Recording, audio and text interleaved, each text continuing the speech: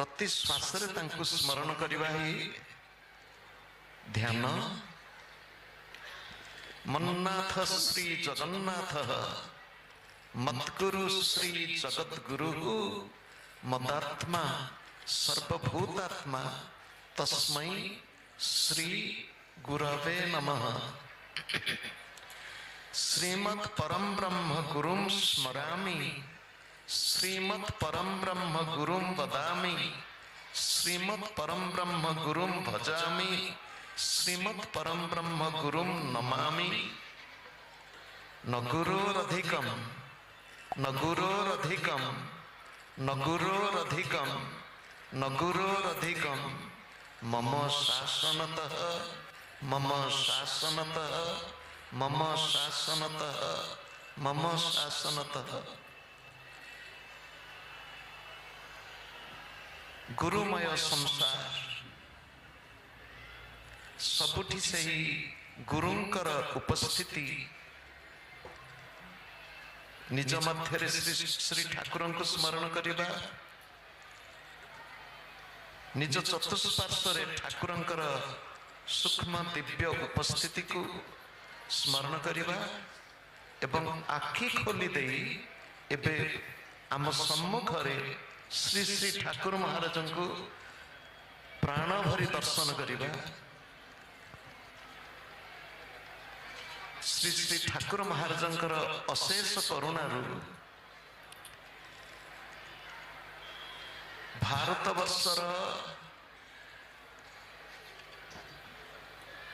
अन्यतम तीर्थस्थान श्रीक्षेत्र पुरी शंख क्षेत्र मध्य शंख क्षेत्र हूँ आम जो बसीचे आउ किछि बाट गले सेठी बिल्वेश्वर शिव अछंती एवं शंख क्षेत्र अन्य पार्श्व हूँ श्री लोकनाथ। आम शंख क्षेत्र मध्य अच्छे शंख क्षेत्र मध्य श्री श्री ठाकुर महाराजंकर दिव्य उपस्थिति रे श्री श्री ठाकुर महाराजंकर प्रवर्तित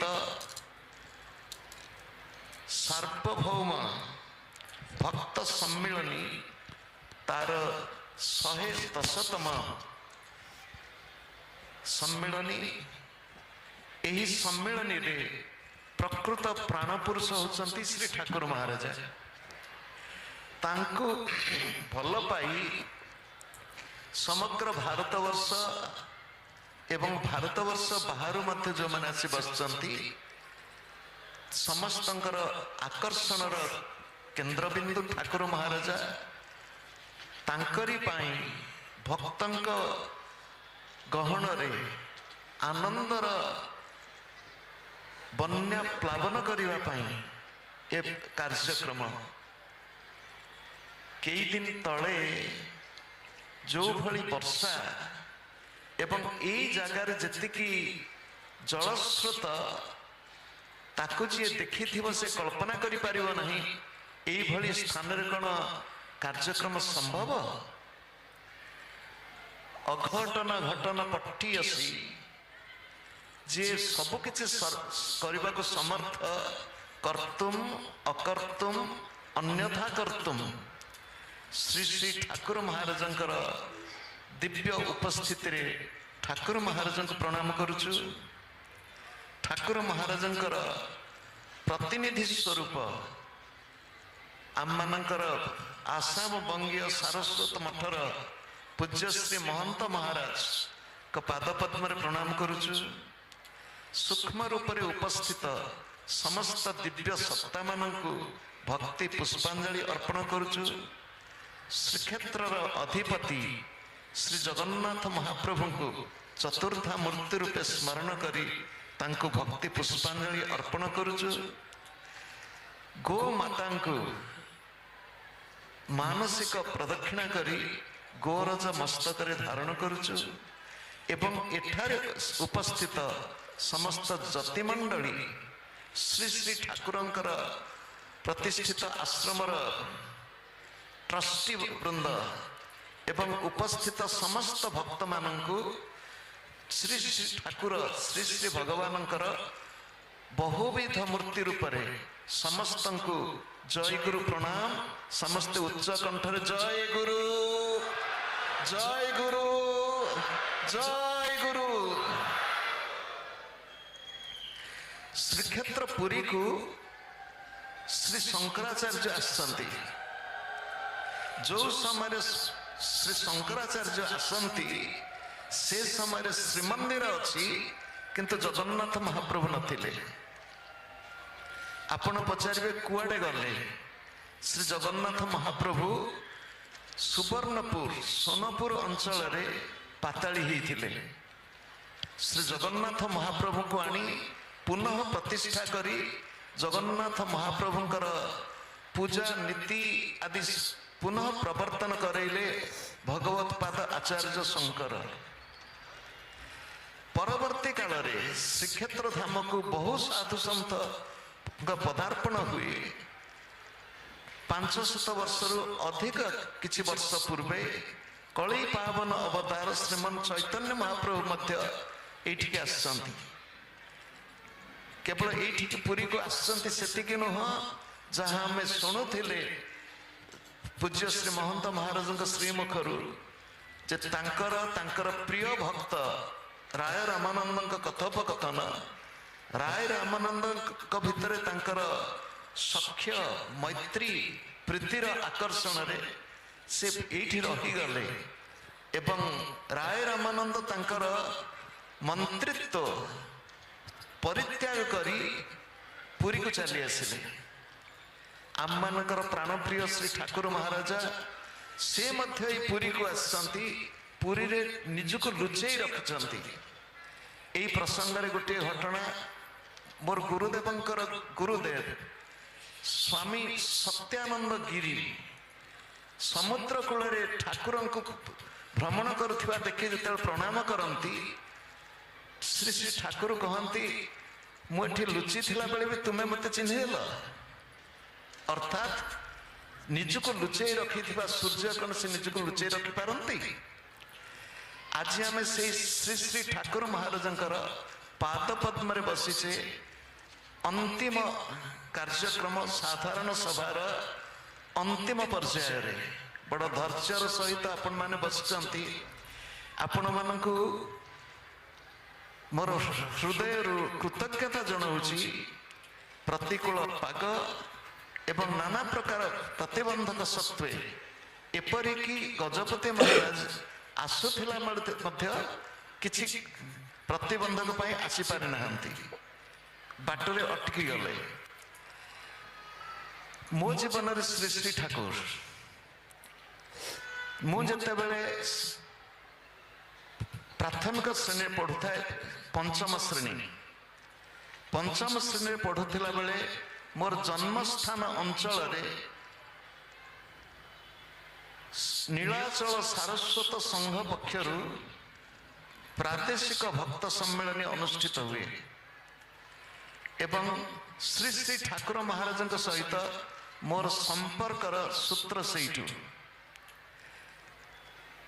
परवर्ती काल रे ठाकुर महाराजंकर साहित्य ठाकुर महाराजंकर वाणी को पाथेय करी साधन जगत को धीरे धीरे प्रवेश करे एवं मोर विश्वास कहीं अनुभूति तांकरी कृपारु ए जीवन रे स्थूल रूप में मो सद्गुरु प्राप्त हुए।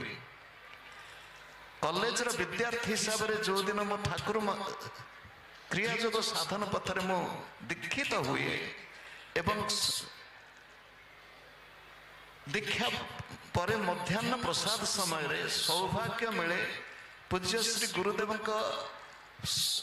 पाखरे बसी प्रसाद पाइबा सामना सामनी हुए तो 7-8 फुट दूरता। गुरुदेव भी तले बसी था माटी उपर आसन पकई सामना को 7-8 फुट तले आमे बसी था। हठात गुरुदेव गिना तरकारी केमती पेली देले आम पाखु तरकारी गिना को टिके अटकिया जाई गुरुदेव पाख मु अनाए से गुरुदेव को देखी पारली ना। गुरुदेव स्थान रे मु जहाँ को दर्शन कली से अन्य कई नुहंती आमर प्राणप्रिय श्री श्री ठाकुर महाराज स्थूल रूप से विराजित जड़े कॉलेज विद्यार्थीर संशयाकुल मन संदेह से ये कौन सत्य थरे नुहे मु 3 थर से स्थान दर्शन कली एवं मो जीवन ये हूँ परम चरम अनुभूति गुरु एक आलोचना प्रसंग रे मो जहाँ मन पड़ू श्रद्धेय महेश्वर स्वाई कहूथिले जे से होचन ठाकुर होचंती मंत्र द्रष्टा ऋषि एवं तांको प्रवर्तित मंत्र आमे जानू भगवान शिव गुरु गीतारे जहाँ मन पड़ू श्रद्धेय महेश्वर स्वाई कहूथिले जे से होचन ठाकुर होचंती मंत्र द्रष्टा ऋषि एवं तांको प्रवर्तित मंत्र आमे जानू भगवान शिव गुरु गीतारे मां पार्वती को कहउचंती मंत्र राज मिदम देवी आमे जो मंत्र उच्चारण करसु गुरु बा जय गुरु कहउचंती मंत्र राज आम मानक हृदय रे गुरु भक्तिर विकास घटू आम मानकर मन प्राण हृदय गुरु भक्ति रे रसायनित हो आमरा मानुष प्रारंभिक संगीत गान आमरा सुनलाम आमरा निगमानंदेर सन्तान आमरा निगमानंदेर सन्तान आम गाছে कि अमृत कि काঁঠাল फले आम गाছে तो आम आमरा यदि निगमानंदेर सन्तान आमरा की रकम हब आमादेर जीवन धारा की रकम हबे এইখানে আমি শ্রী শ্রী ঠাকুর মহারাজের একটা বাণী পাঠ করে দিচ্ছি বাণীটি হচ্ছে যে আমরা কি রকম হব ফুলকে আদর্শ করো ফুলকে আদর্শ করো ফুলের স্বভাব পরকে আনন্দ দেওয়া নিজের কিছুই নাই নীরবে ফুটিতেছে আবার নীরবে ঝরিয়া যাইতেছে देव सेवाय दिलेও आपत्ति नहीं आबार बिलासी कक्षेও असंतोष नाई सेवाई तार धर्म फुलेर मतो आमरा आदर्श हब फुलेर मतो आदर्श এইখানে একটু व्याख्यान করে দিচ্ছি এই যে ফুল আছে না এই ফুলের মধ্যে 5টা গুণ আছে একটা গুণ হলো সুন্দর ফুলের সৌন্দর্য আছে একটা হলো ফুলের মধ্যে পবিত্রতা আছে কোমলতা আছে সুগন্ধি আছে ফুলের বুকে মধু আছে 5টা গুণ সৌন্দর্য পবিত্রতা কোমলতা সুগন্ধি এবং মাধুর্য ফুলের অন্য নাম সুমন पुष्पेर प्रतिशब्द सुमन आमादेर मन सुमन आमादेर हृदय कमल आमादेर जीवन पुष्प तार मध्य এই 5টি গুণের বিকাশ হোক সৌন্দর্য পবিত্রতা কোমলতা সুগন্ধি চরিত্র মাধুর্য আমাদের জীবনে যদি এই 5টি গুণের বিকাশ হবে তাহলে আমাদের জীবন পুষ্প শ্রী শ্রী ঠাকুর মহারাজের পায়ে সমর্পিত হবে বাংলাতে একটা শ্যামা সঙ্গীত আছে মায়ের পায়ে জবা হয়ে ফুটনা উঠে মন তার মধ্যে আছে যারা জুই মালতী হয় আমরা ফুলের মতো হব আমাকে निर्देश एसेছে निर्देश হোক কিংবা অনুরোধ হোক একটু ইংরেজি ভাষাতে বলে দিতে এইখানে কিছু মায়েরা এসেছে যারা বুঝতে পারে না আমরা কি করছি I'll speak few sentences in English Sri Sri Thakur Nigamananda who is present here in his spiritual form and being attracted with his life, his teachings, his assurance for all the humanity, thousands and thousands of people from all over India have come here to participate this 3 days annual event in spite of all the hurdles, troubles. When I was a little school boy, since that time I have been loving Thakur Sri Nikamananda as my spiritual guru before I met physically Gurudev. And I believe, as many of you might have read, my time with the Master, I have mentioned it on the day of my initiation. In my Gurudev, I found the vision, darshan of Thakur Sri Nikamananda 3 times during that period. Thakur is telling we should be like flowers.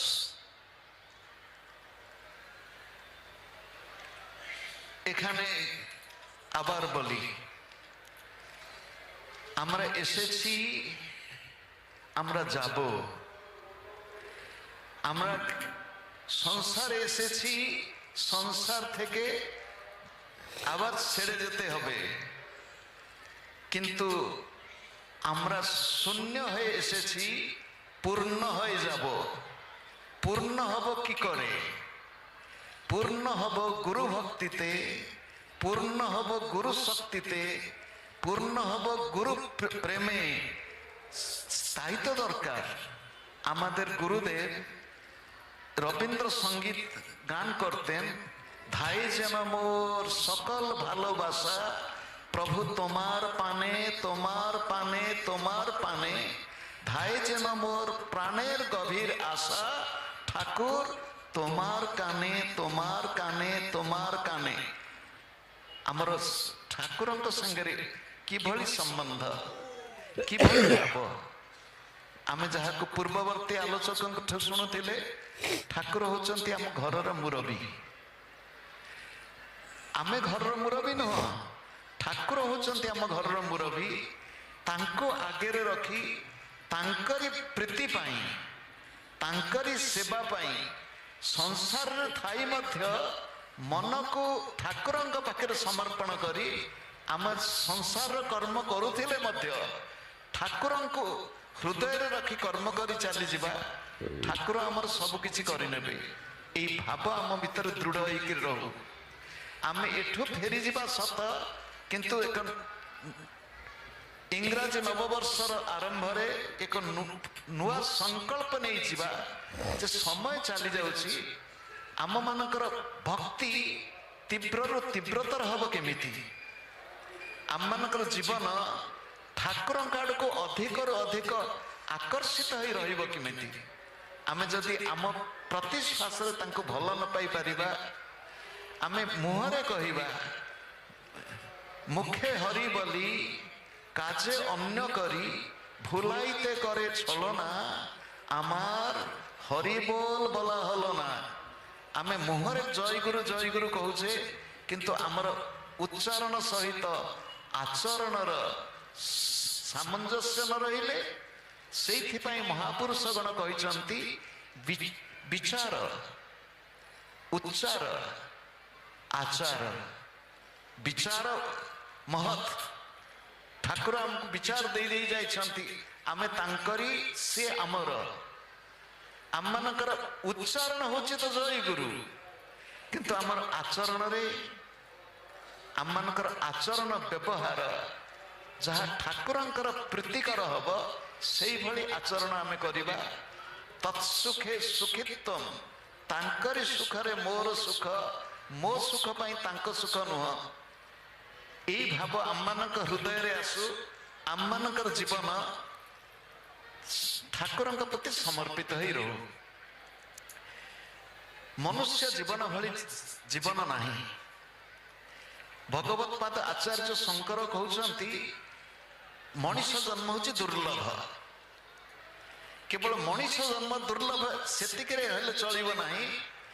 ମଣିଷ ଭିତରେ ଟିକେ ମୁଁ ଭଲ ହେବି, ମୋ ଭିତରୁ ଦୁର୍ଗୁଣ ଯିବ, ମୁଁ ଟିକେ ଠାକୁରଙ୍କର ନିକଟବର୍ତ୍ତୀ ହେବି, ଠାକୁର ମତେ ଭଲ ପାଇବେ, ମୋର ଠାକୁରଙ୍କ ଭିତରେ ଭଲ ପାଇବାରେ କୌଣସି ବାଧା ପ୍ରତିବନ୍ଧକ ଆସିଲେ ମୁଁ ତାକୁ ଆଡ଼େଇ ଦେବି, ସେଇଭଳି ବିଚାରକୁ ମୁମୁକ୍ଷୁତ୍ୱ ବୋଲି କହନ୍ତି।